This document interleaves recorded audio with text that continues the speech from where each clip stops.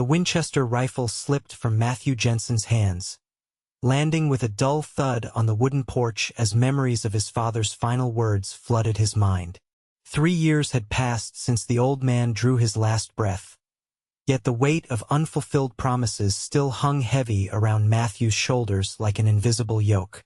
"Careful with that," Elizabeth Turner said, stepping through the doorway of the modest farmhouse they now shared. Her honey-colored hair was tied back in a practical braid, wisps escaping to frame her face in the late afternoon sunlight. "Though I reckon it hardly matters anymore." Colorado Territory, 1871. The war had been over for years, but for Matthew, another kind of battle continued to rage inside him. At 32, he had spent most of his life with a rifle in his hands, first hunting with his father, then fighting alongside him in the war, and later protecting their homestead from bandits and desperate men seeking fortune in the expanding Western territories. "Look at it," Elizabeth continued, settling beside him on the weathered porch step. She reached for the Winchester, running her fingers along the barrel where rust had begun to form in mottled patches. "The way it's rusting reminds me of how time changes everything." Matthew watched her hands, strong but gentle, as they cradled the weapon that had once been an extension of himself. "Pa gave me that rifle on my 16th birthday," he said quietly. "Said a man needs to protect what's his." Elizabeth's green eyes softened as they met his. "And you have, Matthew, for so long." She leaned against his shoulder. "He'd be proud you finally set it down." Those words pierced something within him, a dam holding back years of grief and purpose. His father had been a legendary gunslinger in these parts, Matthew Jensen Sr., feared and respected in equal measure. The old man's dying request had been for his son to hang up the gun, to find peace in a way he never could. "I'm not sure I know who I am without it," Matthew admitted, his voice barely above a whisper. Elizabeth took his calloused hand in hers. "Then perhaps it's time you found out." Their story had begun 18 months earlier, when Matthew rode into the small settlement of Pine Creek after 2 years of drifting from town to town, taking odd jobs and occasionally hiring out his gun when money ran scarce. His reputation as Matthew Jensen's son preceded him, though he'd never achieved nor wanted the notoriety his father had carried. Elizabeth Turner had arrived in Pine Creek just 6 months before him, taking over the town's small schoolhouse after the previous teacher had succumbed to pneumonia during a particularly harsh winter. The daughter of a Boston physician, Elizabeth had shocked her family by accepting a teaching position in the Colorado Territory rather than marrying the banker's son her parents had selected. "Independence runs in my blood," she told Matthew during their first real conversation, which had occurred after he'd stepped in to help repair the schoolhouse roof. "My mother crossed the Atlantic alone at 17 to escape an arranged marriage in England. I suppose her spirit of adventure never left our family." Matthew had been drawn to her immediately, her forthright manner, her intelligence, and the way she treated everyone with the same level of respect, from the mayor to the half-Cherokee boy who swept the general store. But he'd kept his distance, conscious of his drifter's existence and the darkness that sometimes overcame him when memories of the war and his violent past surfaced without warning. It was the incident with the Blackwell brothers that changed everything. 3 mean-spirited men who drifted into town with liquor on their breath and malice in their eyes. They'd taken an interest in the pretty schoolteacher who lived alone in the small cabin behind the schoolhouse. Matthew had been having dinner at the town's only restaurant when he overheard their plans to pay Elizabeth a visit after dark. Without a second thought, he'd followed them as they stumbled toward her cabin, intercepting them at her garden gate. "Evening, gentlemen," he'd said, his voice deceptively calm as he stepped from the shadows. "Seems to me you've lost your way." The largest of the 3 had sneered. "Mind your business, stranger." "Miss Turner is under my protection," Matthew had replied, his hand resting casually near his holstered revolver. "That makes this my business." What followed was brief but decisive. Matthew hadn't needed to draw his weapon. His reputation, and the cold look in his eyes, had been enough to make the eldest Blackwell pause. When the youngest foolishly lunged forward, Matthew had disarmed and disabled him with practiced efficiency, leaving the young man groaning on the ground with a dislocated shoulder. "Next time I won't be so gentle," he'd warned as the other two helped their brother to his feet. And Pine Creek isn't fond of troublemakers. Elizabeth had witnessed the entire exchange from her doorway, a shotgun in her hands. "I could have handled them," she'd said once the Blackwells had skulked away. Matthew had tipped his hat. "I don't doubt it, madam. But my mother taught me better manners than to stand by while a lady has to dirty her hands with such vermin." She'd studied him for a long moment, then lowered her shotgun. "Would you like some coffee, Mr. Jensen? It seems I owe you a proper thank you." That coffee had stretched into hours of conversation, and by the time the first light of dawn crept through her window, they'd shared more of themselves than either had intended. Matthew spoke of his father, of the war, and of his aimless wandering since. Elizabeth told him of her stifling life in Boston, her passion for education, and her determination to build something of her own in this wild country. "Stay," she'd said simply as he rose to leave. "Pine Creek could use a man like you." So he had stayed, initially taking a job as the town's deputy under Sheriff Monroe, an aging lawman who welcomed the help. Elizabeth and Matthew's friendship had grown cautiously at first, both of them wary of the feelings developing between them. But by the time winter settled over the mountains, Matthew had begun courting her properly, with the blessing of both Sheriff Monroe and Reverend Parker, who had taken a paternal interest in Elizabeth's welfare. Their wedding the following spring had been a simple affair, attended by the entire settlement.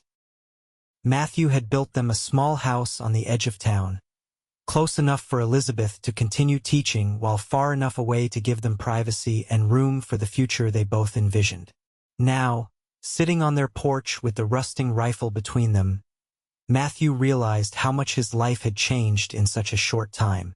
The nightmares still came occasionally, but less frequently.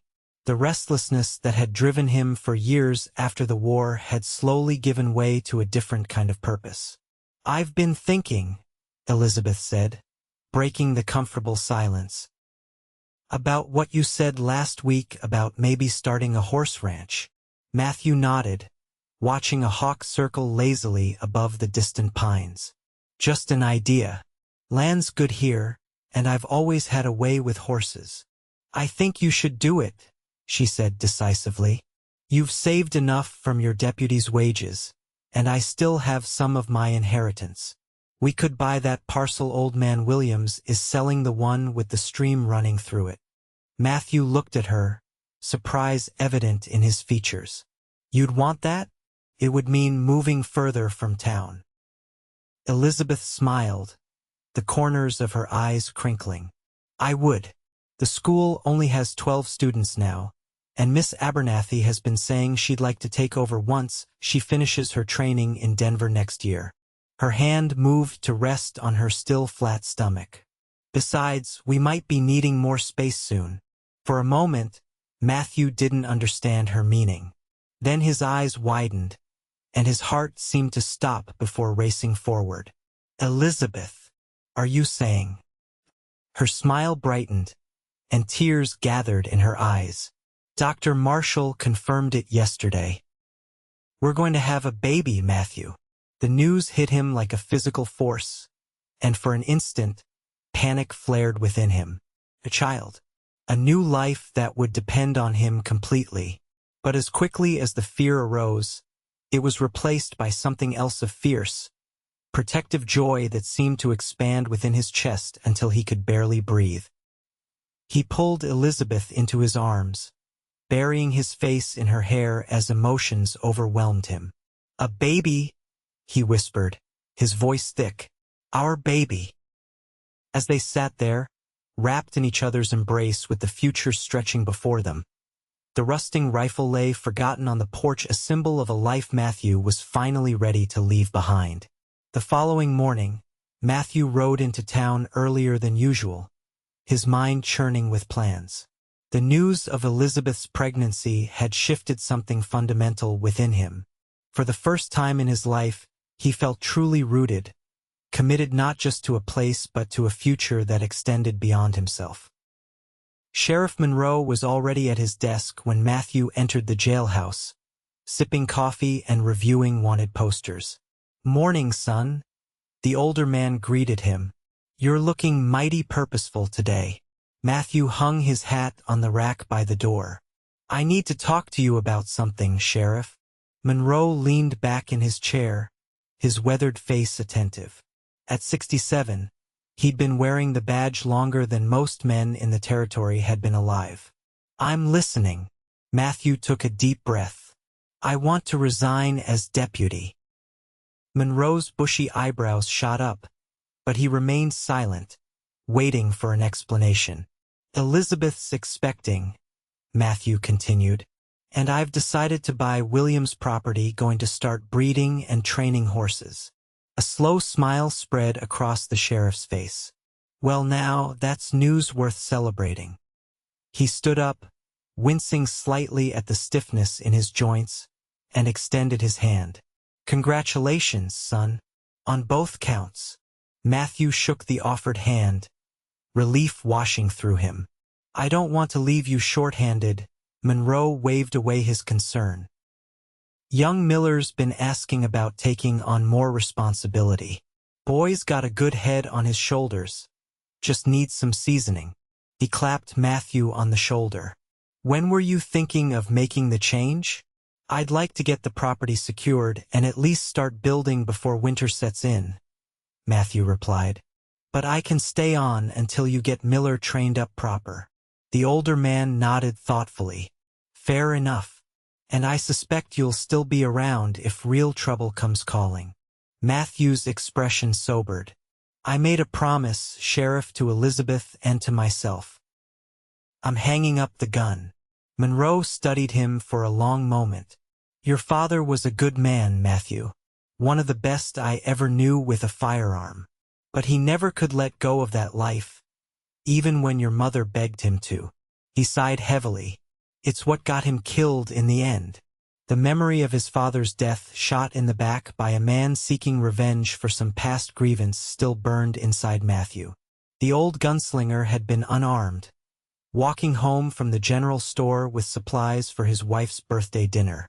"I know," Matthew said quietly. "That's why I need to make this change now before."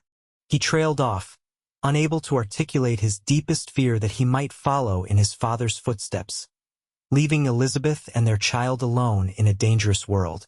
"Well then," Monroe said, breaking the somber moment, "let's get some coffee in you, and you can tell me about these horse breeding plans of yours." By midday, Matthew had spoken with Samuel Williams about purchasing his land. The old rancher, recently widowed and planning to move east to live with his daughter, seemed pleased that the property would go to someone who appreciated its worth. 160 acres, Williams said as they rode the boundaries. Good water, good grazing, and sheltered enough to keep the worst of the winter storms at bay. He pointed to a stand of pines on a slight rise. "Always thought that would make a fine spot for a proper house, catches the morning sun just right."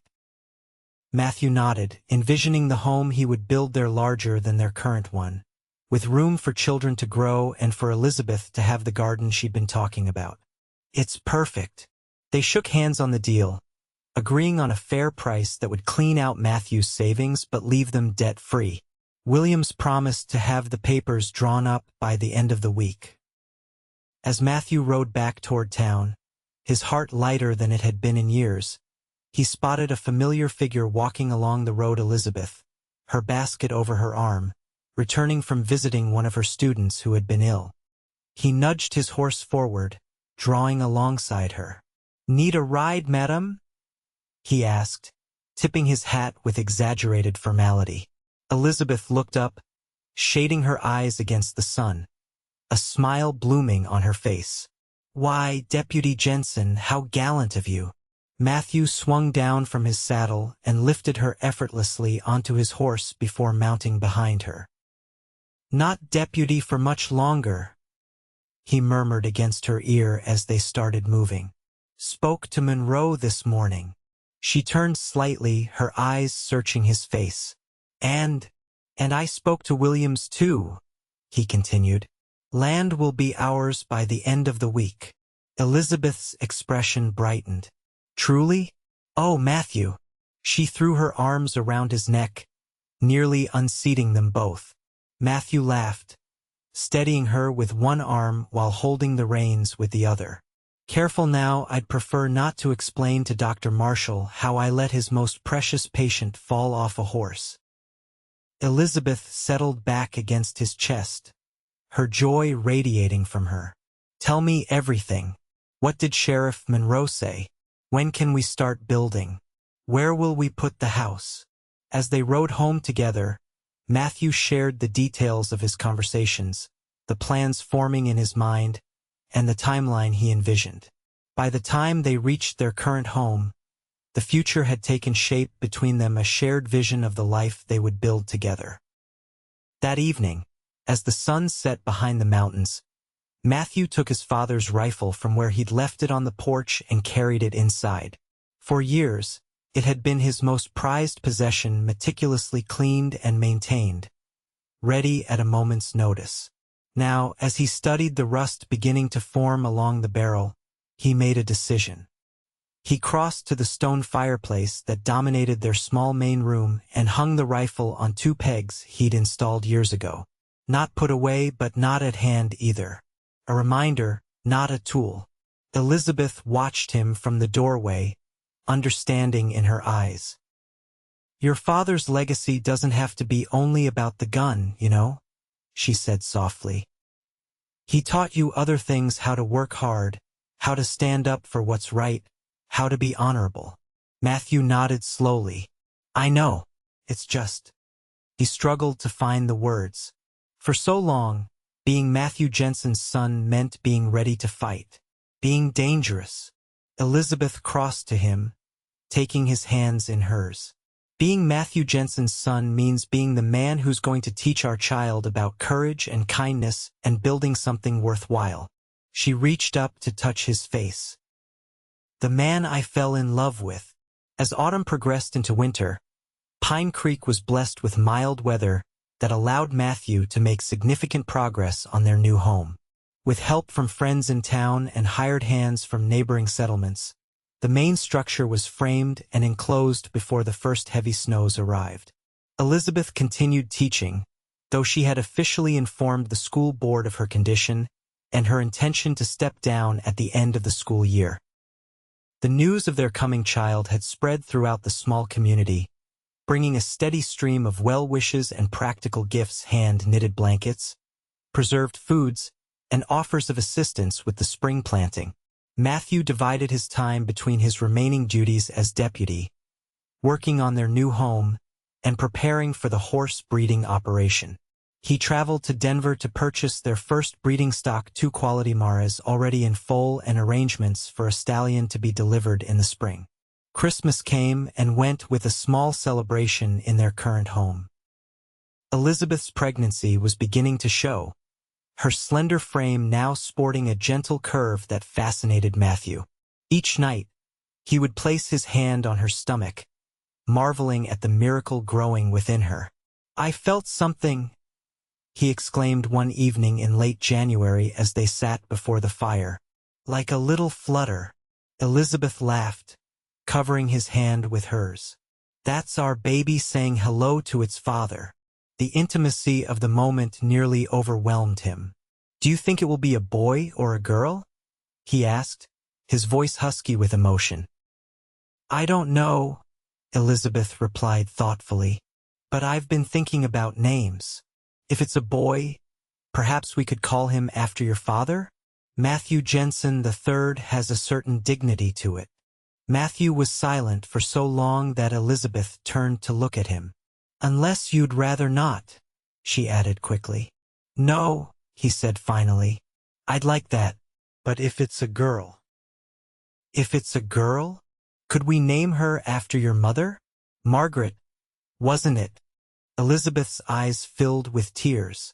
Yes, Margaret. She would have loved that. She leaned her head against his shoulder. And she would have loved you too. As February's chill gave way to March's promise of spring, Matthew increased his efforts on their new home, determined to have it ready before Elizabeth's July confinement.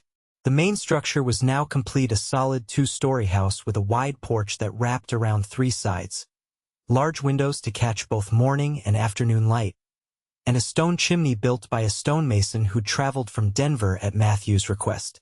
True to his word, Sheriff Monroe had been training young Thomas Miller to take over as deputy. The 24-year-old was eager and capable, if somewhat overzealous in his enforcement of the town's ordinances. Matthew often found himself mediating between the young deputy and some of Pine Creek's more colorful residents. "You've got to use judgment, Tom," Matthew explained after an incident involving the saloon owner and an obscure regulation about sidewalk maintenance.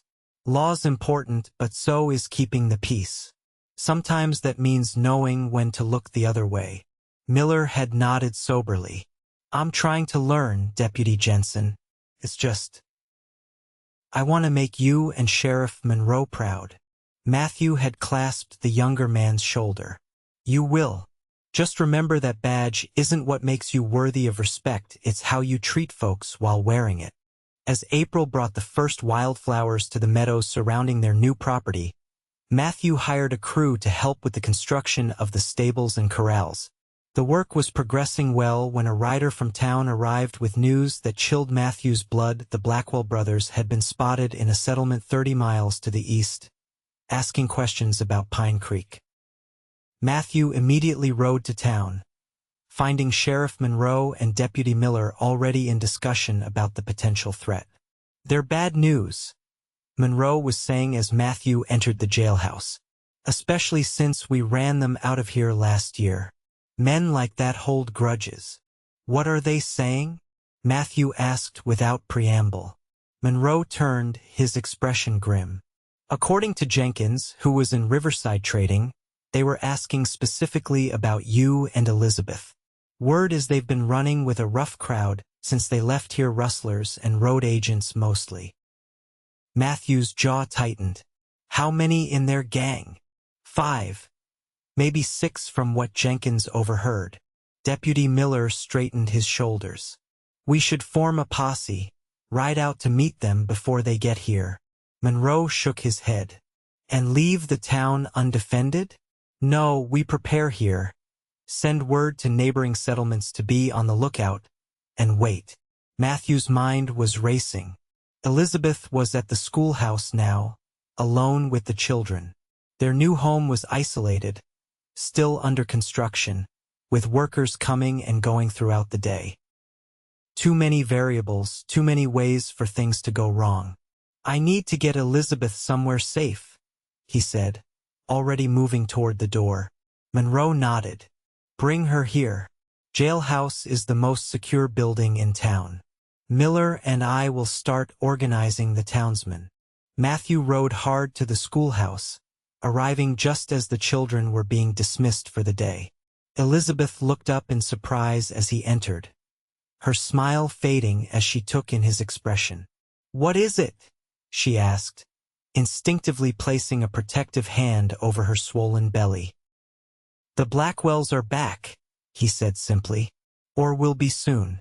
I need to get you to the jailhouse until we know what we're dealing with." Elizabeth's face paled, but her voice remained steady.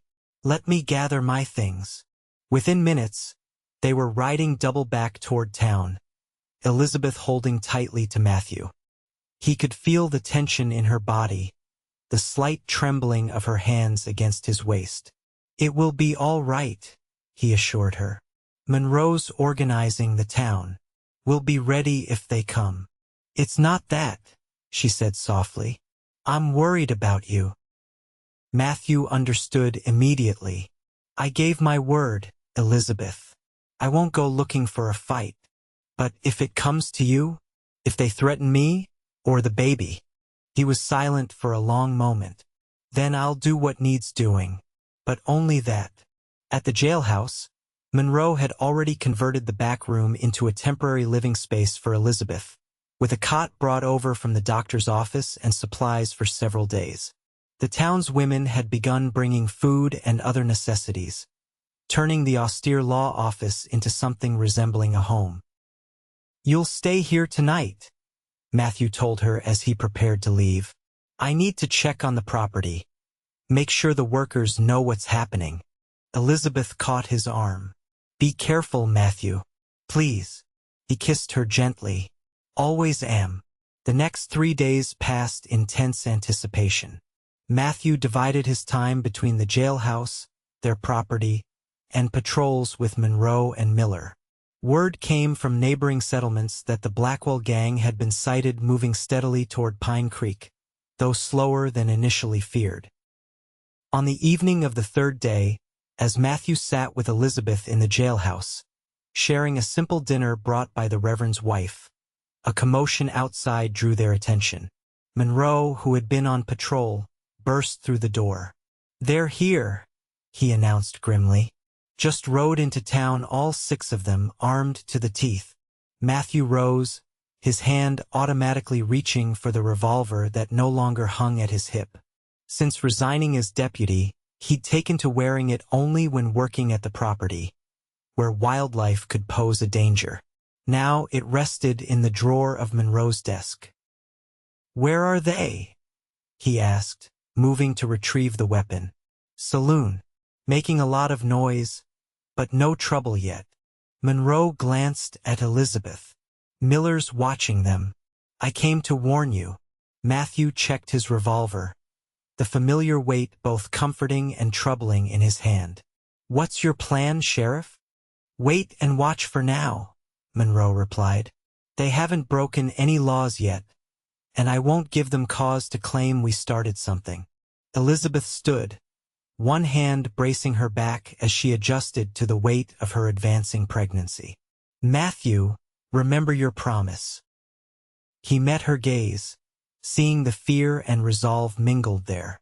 "I will." Turning back to Monroe, he added, "But I'm coming with you. They're here because of me. I should face them." Monroe hesitated, then nodded. "Stay behind me, follow my lead. You're not wearing the badge anymore."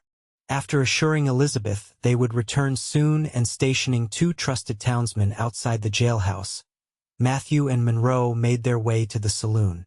The evening air was cool, stars beginning to appear in the darkening sky as they walked the short distance down Pine Creek's main street.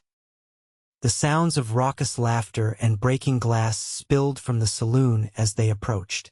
Through the windows, Matthew could see the Blackwell brothers and their companions commandeering the bar, intimidating the other patrons. Deputy Miller stood near the door, his hand hovering near his gun, tension evident in his posture. "Easy, son," Monroe murmured as they reached the young deputy.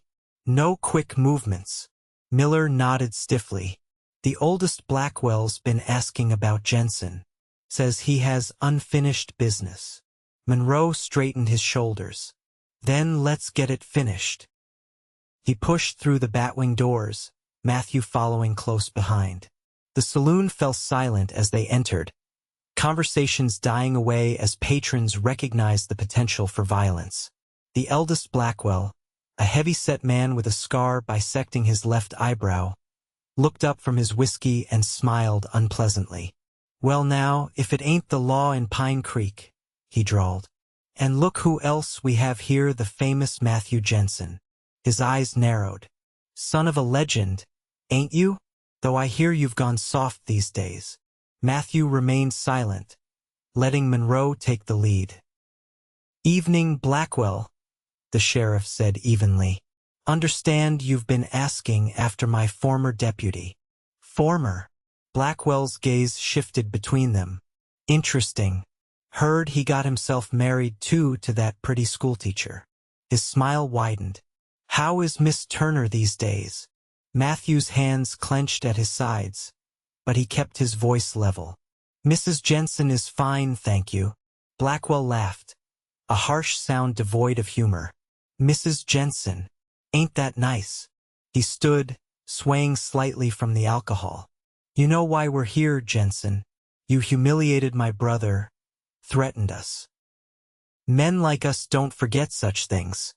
"That was over a year ago," Matthew replied. "And as I recall, you were planning to harm an innocent woman. I simply convinced you it wasn't worth your trouble." "Broke my damn shoulder," the youngest Blackwell piped up from further down the bar. He was thinner than his brothers, with a perpetual scowl. "Still ain't right when it rains." "You attacked me," Matthew reminded him. "I defended myself." The eldest Blackwell took a step forward, his hand dropping to the revolver at his hip. "Well, we're thinking it's time for some defending of our own. Family honor and all that." Monroe moved smoothly, placing himself between Matthew and the Blackwells. "That's enough. You want to stay in Pine Creek tonight, you'll behave yourselves. Otherwise, you can move on now." For a tense moment, it seemed the confrontation would escalate. The other men with the Blackwells had shifted positions, spreading out across the saloon. Deputy Miller had entered behind them, his young face set in determination despite the fear evident in his eyes. Then, surprisingly, the eldest Blackwell laughed again and raised his hands in mock surrender. "No need to get excited, Sheriff. We're just passing through, looking for work. Heard there might be opportunities hereabouts." His gaze slid back to Matthew. "Building projects and such." The implied threat was clear. They knew about the new property, about the construction underway. Matthew felt a cold dread settle in his stomach, but he kept his expression neutral. "Not much work for men of your talents around here," Monroe replied coolly. "Might try further west." Blackwell shrugged. "We'll keep that in mind." He returned to his drink, dismissing them with a wave. "Don't worry, Sheriff. We'll be on our best behavior while we're in your fine town." Outside, Matthew released a breath he hadn't realized he was holding. "They're planning something," he said quietly as they walked back toward the jailhouse. Monroe nodded grimly. "Likely. Question is what and when." "I need to get Elizabeth away from here," Matthew decided. "Maybe to Denver until this blows over." "In her condition?" Monroe shook his head. "That's a hard journey even for a woman not 5 months along. Besides, running will just convince them to follow. Blackwells are like hunting dogs, give them a scent and they'll track it to the end." Matthew knew the sheriff was right, but the idea of Elizabeth in danger was unbearable. "Then what do you suggest?" "We keep watch, stay alert. They'll make a move eventually, and when they do, we'll be ready." Monroe clasped Matthew's shoulder. "I've known you since you were a boy, son. Watched you grow into a man your father would be proud of. Trust me, we'll get through this." The next morning dawned clear and cool. Monroe had arranged a rotation of trusted townsmen to keep watch on the saloon, where the Blackwells had taken rooms. Matthew spent a restless night on a cot beside Elizabeth in the jailhouse's back room, his mind churning with possibilities and plans. "We can't stay here indefinitely," Elizabeth said as they shared a simple breakfast. "The children need their lessons, and you have the property to think about." Matthew rubbed his forehead, where a headache had been building since dawn. "It's not safe yet." "It may not be safe for days or weeks," she countered reasonably. "We can't put our lives on hold because of men like the Blackwells." She reached across the small table to take his hand.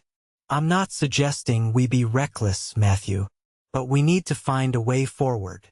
Before he could respond, Monroe entered with news. "Blackwells and 2 of their men rode out about an hour ago," he reported. "Said something about checking on business opportunities nearby." Matthew's suspicions immediately flared. "And the other 2?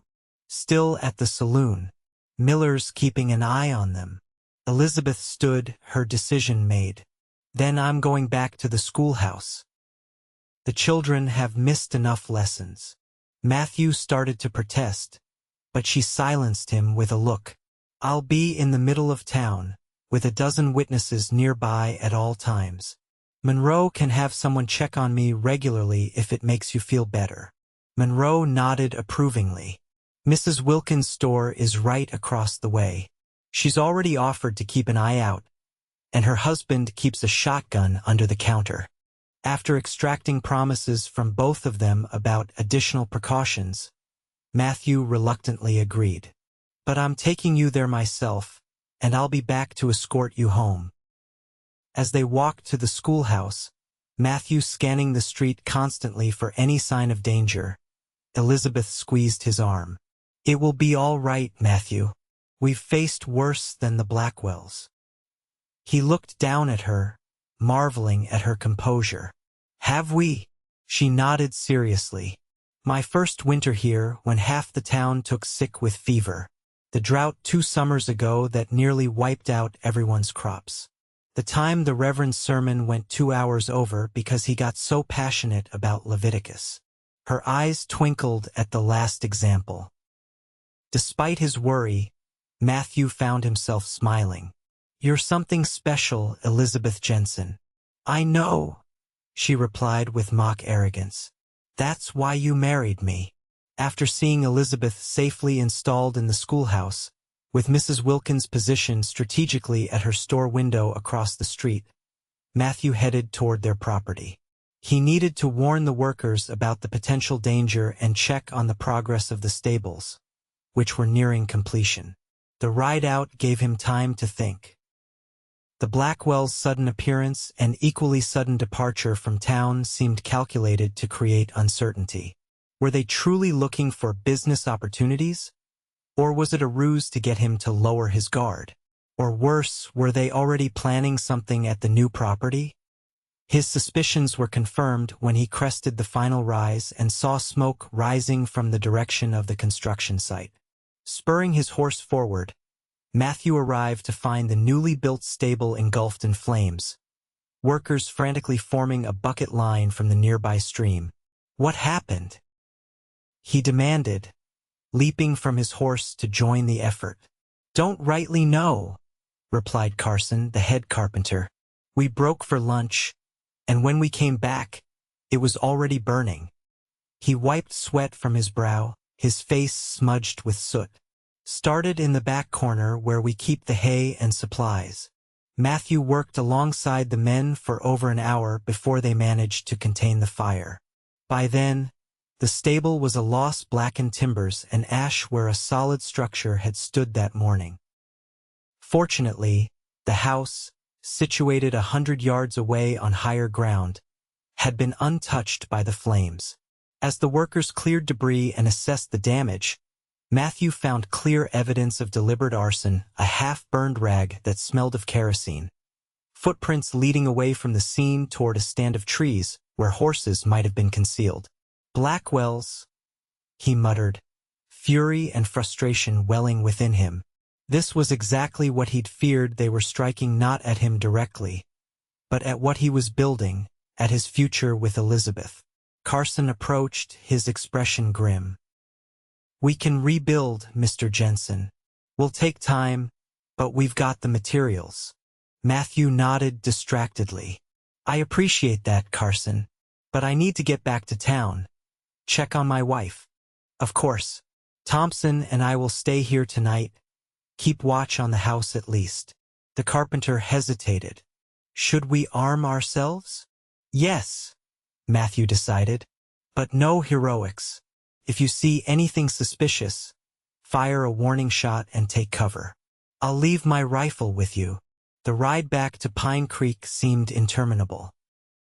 All Matthew could think about was Elizabeth vulnerable in the schoolhouse, possibly targeted by the 2 Blackwell men who had remained in town. Had the separation been deliberate? A distraction to draw him away while they moved against her? Relief flooded through him when he reached the schoolhouse to find everything peaceful. Through the window, he could see Elizabeth at her desk, apparently grading papers while the children worked quietly at their lessons. Mrs. Wilkins still maintained her vigilance across the street, nodding to him as he dismounted. Rather than disturb the class, Matthew headed to the jailhouse to report the arson to Monroe.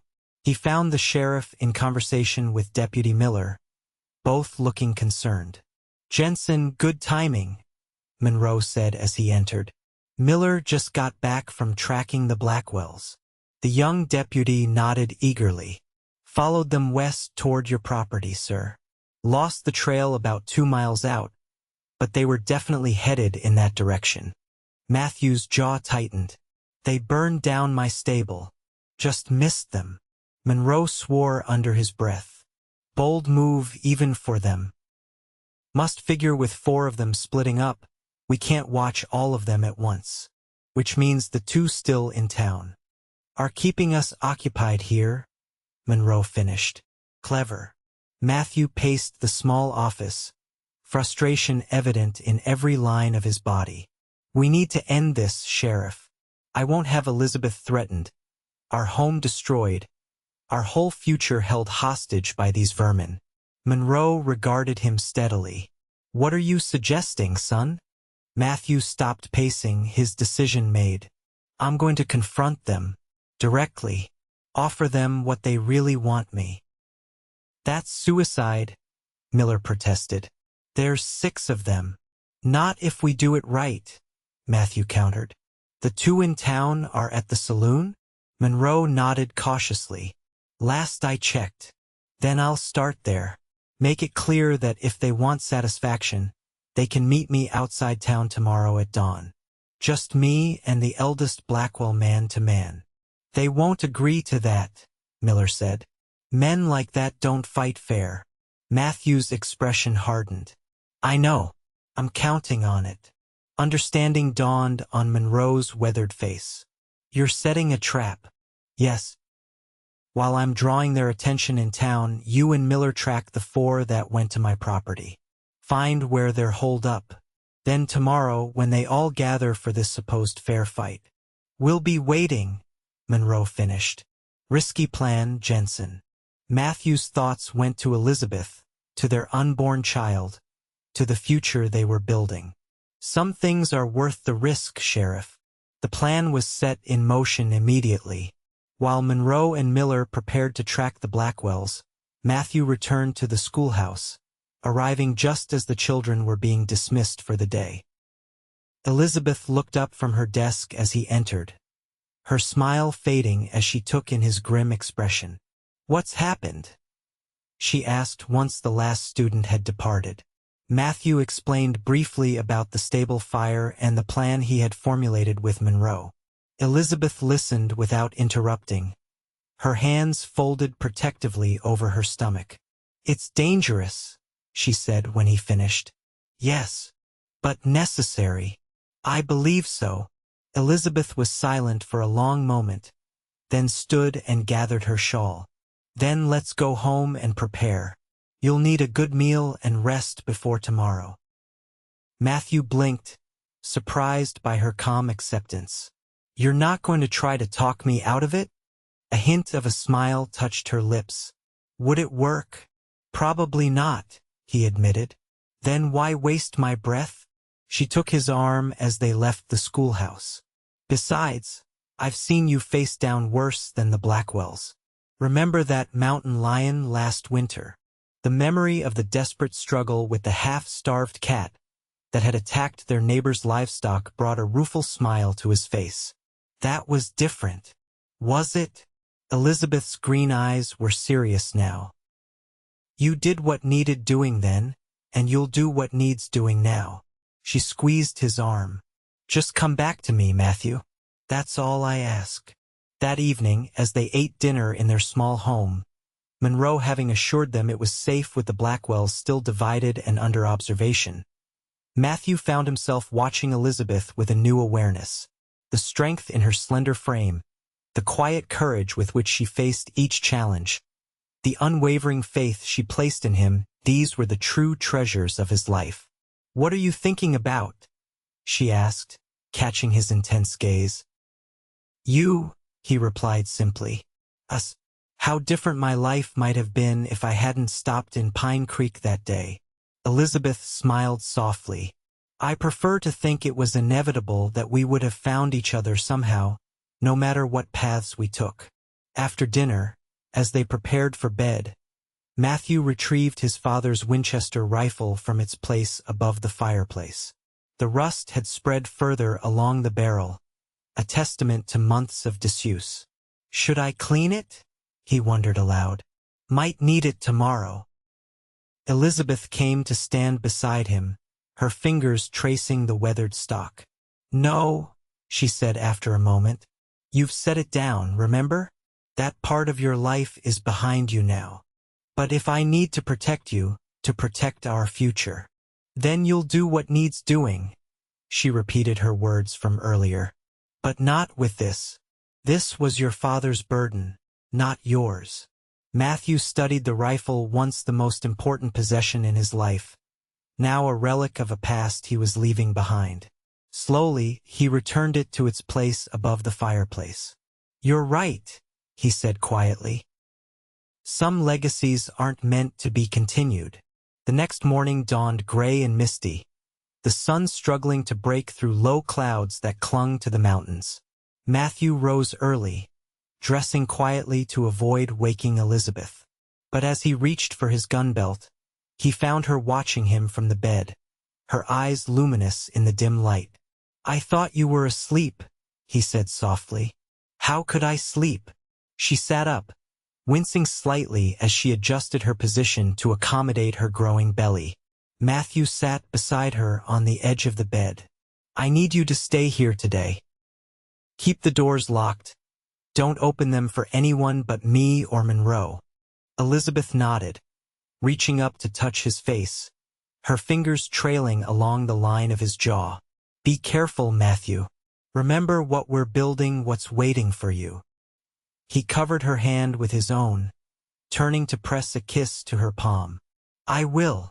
The ride to the meeting place, a flat stretch of ground half a mile outside town, was eerily quiet. Monroe and Miller had departed hours earlier, tracking the Blackwells to their camp and positioning themselves strategically.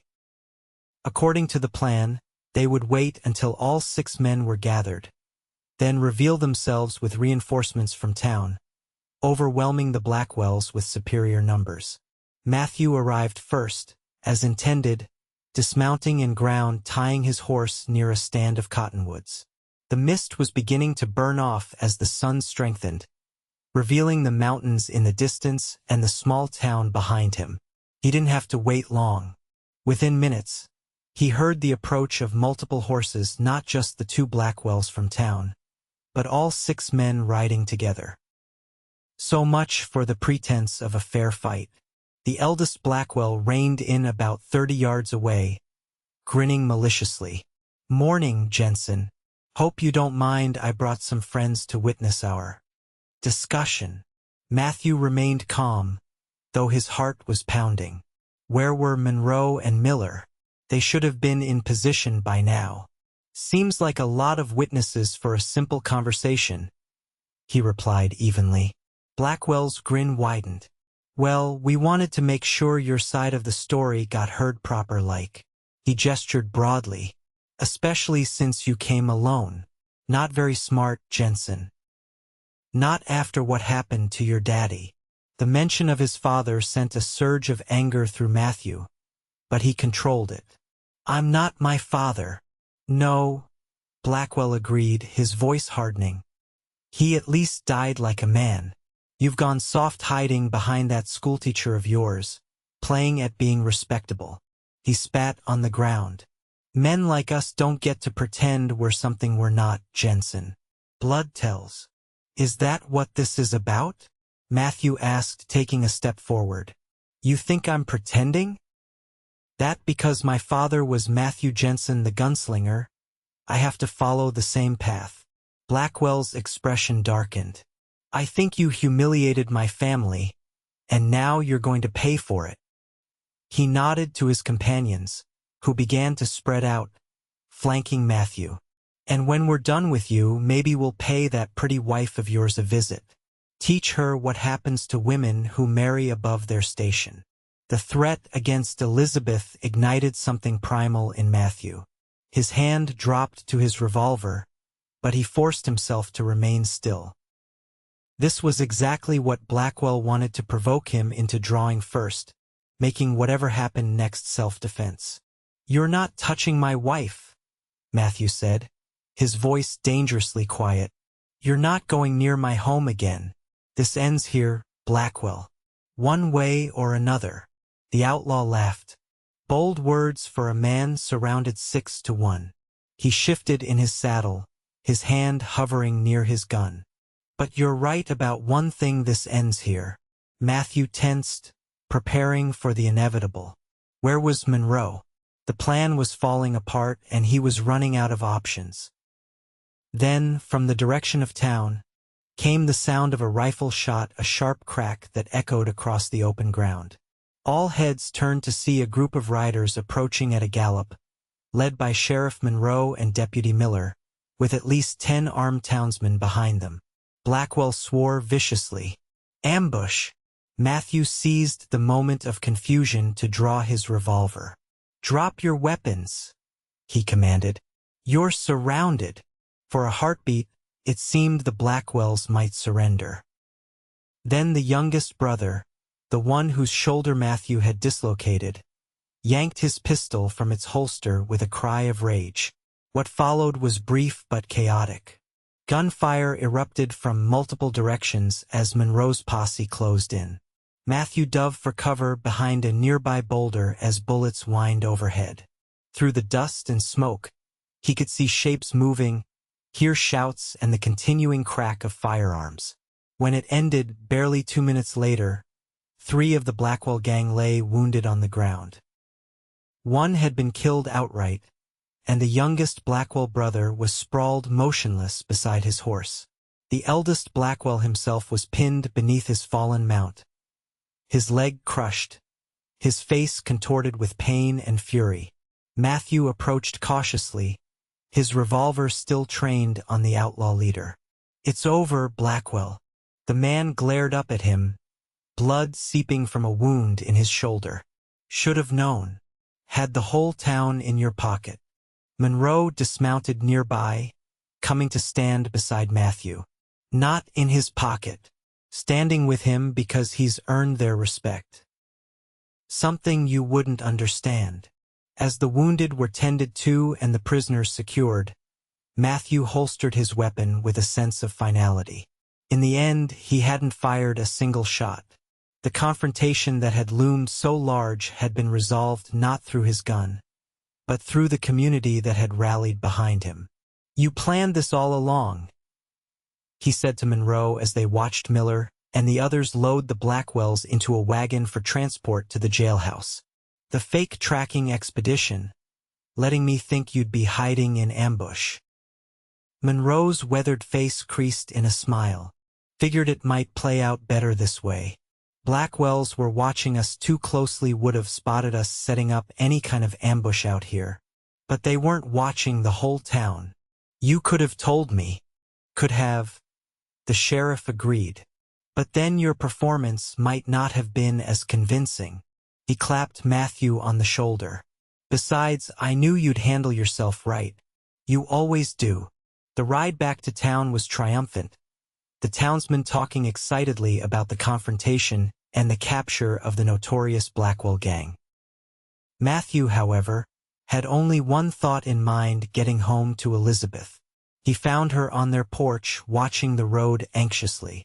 When she saw him riding toward the house, she hurried down the steps as quickly as her condition would allow, waiting for him at the garden gate. Matthew swung down from his horse and gathered her in his arms, holding her as tightly as he dared. "It's over," he murmured against her hair. "Really over this time." Elizabeth pulled back to study his face, her eyes searching for any sign of injury. "You're unhurt." "Not a scratch." He smiled. "Didn't even fire my gun." Relief washed over her features. "Good. That's good."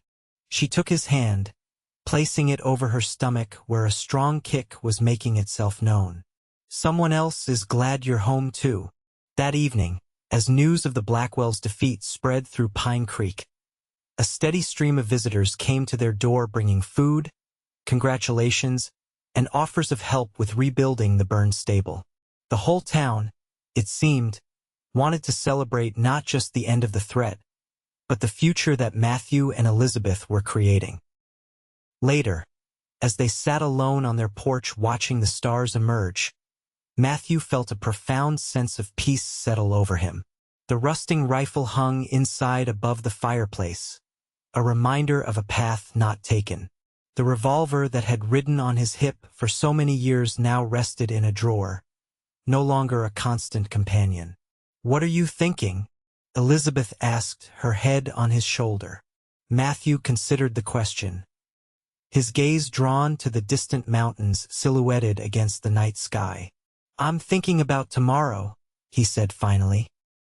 "About the house we're building, the horses we'll raise. About teaching our child to ride." Elizabeth smiled, her hand finding his. "Not to shoot. Maybe someday for hunting only." He turned to look at her, his expression serious. "I want different lessons for our child, Elizabeth. About building things that last, not destroying them. About finding peace, not fighting." "Lessons your father wanted for you," she observed quietly. Matthew nodded, remembering his father's final days, the regret in the old man's eyes as he extracted his son's promise to find another way to live. "Yes. It just took me a while to understand that." Elizabeth's eyes were soft in the gathering darkness. "He'd be proud of you, Matthew. Proud that you finally set it down, the rifle, the life, the legacy he never wanted for you." Matthew drew her closer, his hand resting gently on the swell of their growing child. "I hope so." As the months passed, life in Pine Creek settled into a new rhythm. The Blackwells were tried and sentenced, the eldest to 20 years in the territorial prison for attempted murder, arson, and various other crimes, the others to lesser sentences reflecting their roles. With the threat removed, Matthew was able to focus entirely on completing their new home and establishing his horse breeding operation. By June, they had moved into the house on the hill, though some finishing work remained. Elizabeth's pregnancy had progressed well, and Dr. Marshall predicted a July birth, timing that would allow her to recover fully before the harsh winter months arrived. The new stable, larger and more robust than the original, was completed in record time thanks to the community's assistance. Matthew had acquired his promised stallion, a magnificent bay Morgan with impeccable bloodlines, and the first foals from his mares had arrived in May, strong and healthy. Thomas Miller had fully assumed the role of deputy, with Monroe mentoring him carefully. Matthew occasionally offered advice when asked, but he found his interest in law enforcement fading as his passion for breeding and training horses grew. He discovered he had a natural talent for working with the animals, an ability to communicate with them that bordered on uncanny, according to those who watched him work. On a warm evening in early July, as Matthew sat on their new porch finishing a set of cabinet doors for the nursery, Elizabeth joined him with a pitcher of lemonade. "Carson says the roof on the second barn will be finished by the end of the week," she reported, lowering herself carefully into the rocking chair Matthew had crafted for her. "And Mrs. Wilkins sent word that the cradle we ordered from Denver has arrived at the store." Matthew set aside his tools, accepting the glass she offered. "Seems like we're almost ready." Elizabeth smiled, her hand moving to her belly where the baby was particularly active today. "Just in time too. Dr. Marshall says it could be any day now." A mixture of excitement and apprehension crossed Matthew's face. "Are you scared?" "A little," she admitted. "But mostly I'm impatient to meet this little person who's been kicking me for months." Her expression softened.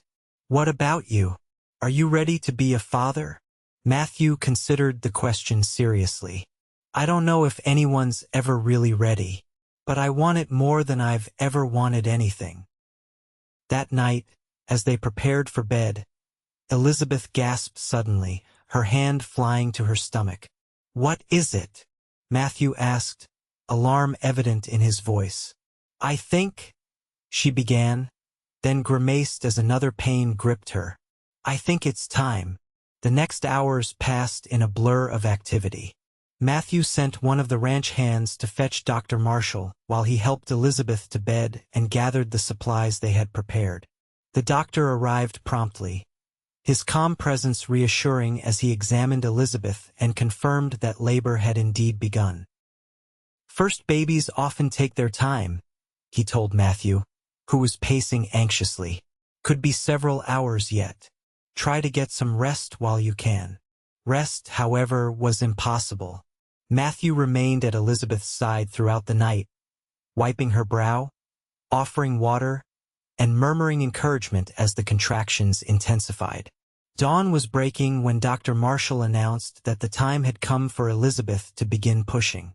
"You're doing wonderfully," the doctor assured her. "The baby is positioned perfectly." Matthew held Elizabeth's hand, marveling at her strength as she labored to bring their child into the world. Her face was flushed with exertion, her hair damp with perspiration, yet to him she had never been more beautiful. "I can see the head," Dr. Marshall announced. "One more good push, Elizabeth." With a cry that seemed to Matthew to contain all the pain and joy and wonder of creation, Elizabeth gave one final, tremendous effort. Seconds later, a new sound filled the room, the indignant wail of a newborn taking its first breath. "A girl, dear," Marshall said, his weathered face breaking into a broad smile. "A perfect little girl." Tears streamed down Matthew's face as the doctor placed the tiny, squalling bundle in Elizabeth's arms. She was red-faced and wrinkled, with a shock of dark hair that Matthew recognized as his own. "Margaret," Elizabeth whispered, looking down at their daughter with exhausted wonder. "Our little Margaret." Matthew touched the baby's cheek with a trembling finger. "She's beautiful, like her mother, as Dr. Marshall busied himself with the afterbirth and ensuring Elizabeth was recovering properly. Matthew moved to the window, overwhelmed by emotions he couldn't begin to articulate.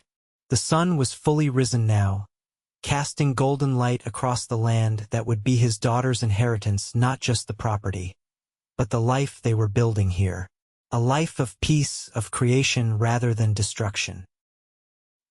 His gaze fell on the barn where the new foals pranced in the early morning light, on the fields where crops were beginning to mature, on the distant mountains that had witnessed so much of this territory's violent birth. The West was changing as he had changed. The era of the gunslinger, of men like his father, was passing. Later that day, after Elizabeth had rested and the news of Margaret's birth had spread through Pine Creek, bringing a steady stream of well-wishers, Sheriff Monroe arrived with a gift, a small wooden horse he had carved himself. "Figured your girl should start learning about horses early," he said with a wink as he handed the toy to Matthew. "Though I expect she'll be riding real ones before too long, with you as her father." Matthew invited the older man onto the porch, where they sat watching the sunset while Elizabeth napped with the baby inside. "Never thought I'd see the day," Monroe mused. "Matthew Jensen with a wife, a child, and a future that doesn't involve a gun." Matthew smiled. "Life has a way of surprising you." Monroe nodded thoughtfully. "Your father would be mighty proud, son. Not just of what you've built here, but of who you've become." "I hope so," Matthew replied. "Took me a while to understand what he really wanted for me, what he was trying to teach me at the end.